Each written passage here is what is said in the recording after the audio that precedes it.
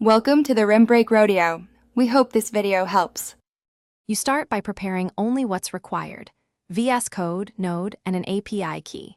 Create a new project folder, run npm in it, and install a minimal HTTP client like Axios. Once done, add a env or use VS Code secrets to store the key so you never hard-code credentials. Make sure to enable the integrated terminal and set the workspace folder. This gets you directly into coding without delay while keeping credentials safe, which prevents accidental leaks and speeds later steps. You now implement the request flow. Create an API client module that centralizes base URL, headers, and token injection.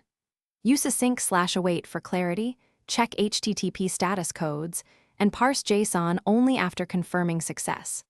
Once done, wrap calls in error handling and consider a basic retry/backoff for transient failures. Make sure to separate config values from logic so tests and environments swap easily. This structure reduces duplication, improves debug. You finish by executing requests in the integrated terminal and then step through code with breakpoints using launch. JSON. This reveals real-time variables and token values. Make sure to add concise logging of requests and responses for quick diagnosis, and write a few unit tests against mocked API calls.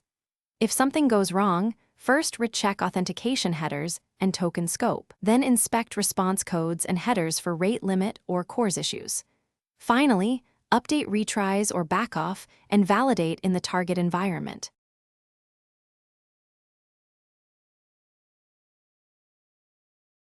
Thanks for watching. Consider subscribing if we helped you.